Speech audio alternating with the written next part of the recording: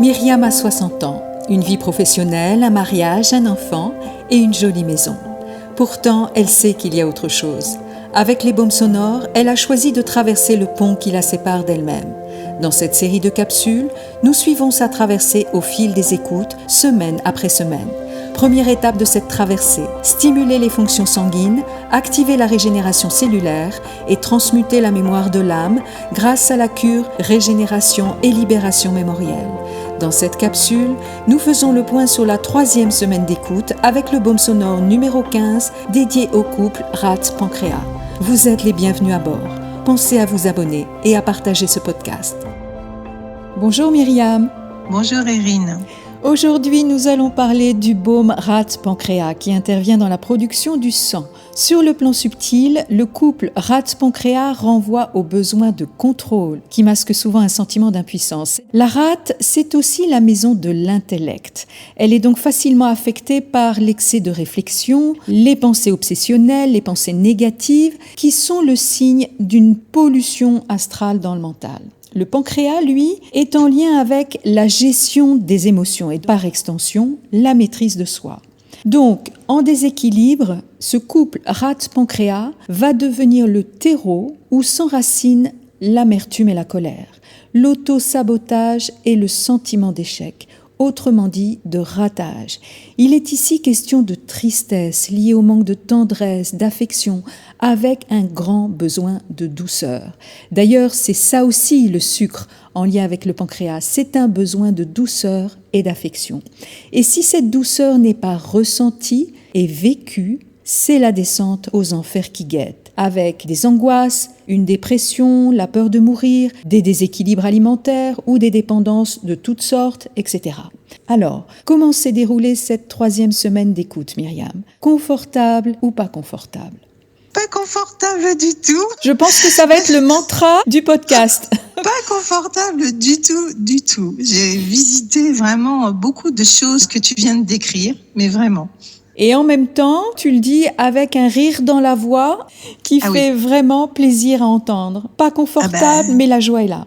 Maintenant que c'est traversé, oui. Enfin, en tout cas, en partie. As-tu noté une ou des sensations corporelles particulières ? Alors, c'était quand même la première fois où je ressentais, quand j'écoutais les baumes, que les organes concernés travaillaient.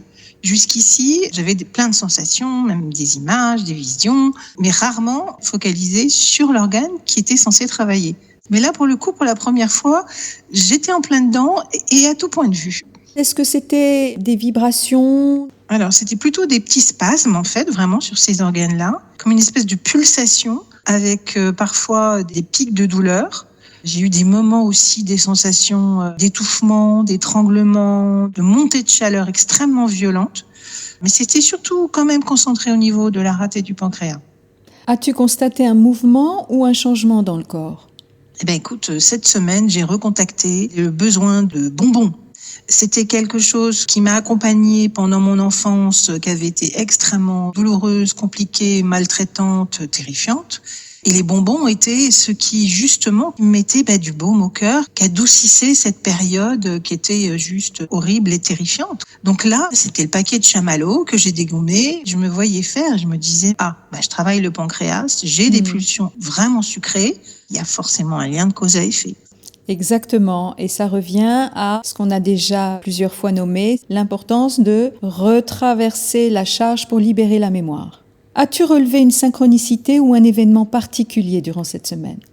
Alors, il faut savoir que cette semaine s'est inscrite quand même dans une période annuelle chez moi qui est toujours compliquée. Très brièvement, quand j'avais 8 ans, il a fallu fuir le partenaire de ma mère à l'époque, qui était d'une violence avec des aspects pédophiles, maintenant je peux le dire. Et donc on s'est enfui de Paris, ma mère est venue me chercher à l'école, et je n'avais que mes vêtements sur moi, et on a tout perdu. On s'est caché pendant des mois, et ça a été une période terrifiante, où toutes les structures, tous les points de repère que je pouvais avoir ont été engloutis. Donc chaque année, à cette même période, je me faisais la réflexion de mais pourquoi est-ce que j'ai l'impression de traverser une dépression au point de juste assurer la vie quotidienne minimale et ensuite à 8 heures, aller me mettre dans le lit, ne plus bouger et ça durait pendant des jours et des jours. Et là, la synchronicité, c'était de me dire c'est extraordinaire. Je travaille la rate et le pancréas, aussi toute cette dimension de dépression pile poil au moment où c'est l'anniversaire de cette période-là, qui a été quand même extrêmement constitutive de qui je suis devenue par la suite. Quelle est la prise de conscience qui a émergé durant cette semaine ? Il y en a eu plusieurs, mais je pense que j'ai pris la pleine mesure que quand je contrôlais pas certains aspects de ma vie, la première stratégie était d'y résister avec de la colère. Et puis, si cette stratégie-là ne marchait pas, je plongeais dans un sentiment de sidération, de dépression, comme un engloutissement, comme un effondrement de toutes mes structures intérieures.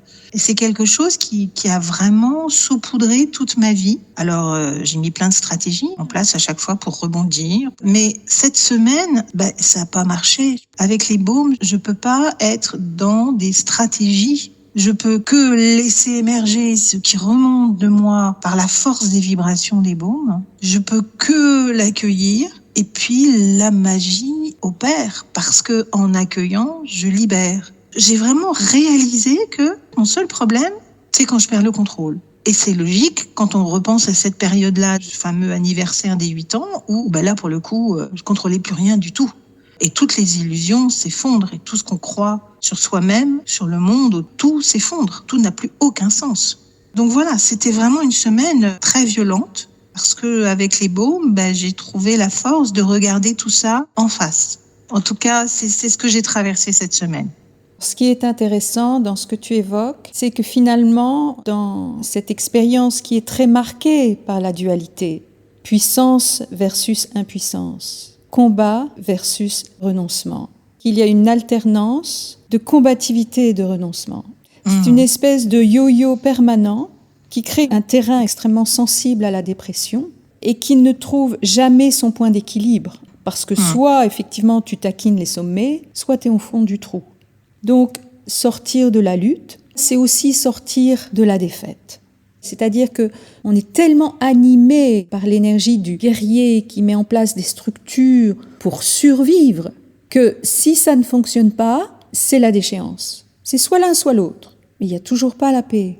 Et c'est un terrain qui est extrêmement affecté par la souffrance psychologique et l'impression de ne jamais maîtriser quoi que ce soit.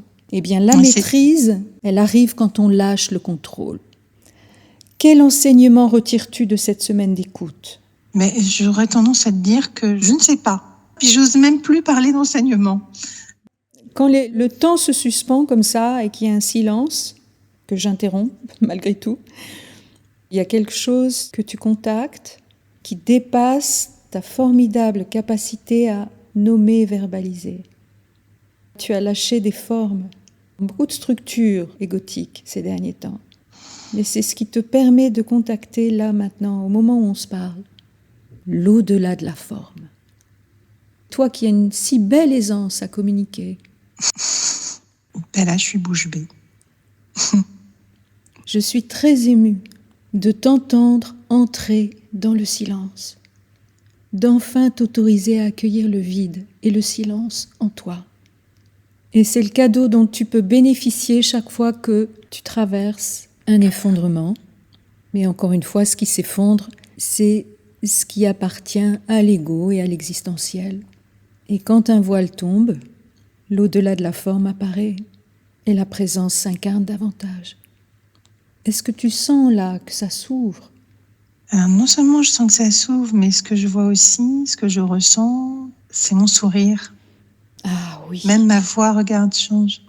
Quelque chose s'apaise profondément là. C'est fini la guerrière, la missionnaire. Tu peux enlever toute cette pression sur les épaules et juste t'autoriser à être.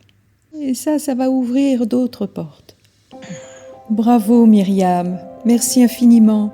Prochaine étape de ta traversée, le baume sonore numéro 13, dédié au foie. À très vite. Merci à toi, Erin.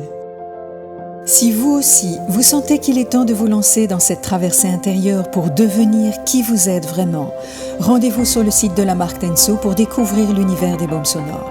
N'hésitez pas à demander un conseil personnalisé, je me ferai une immense joie de vous accompagner.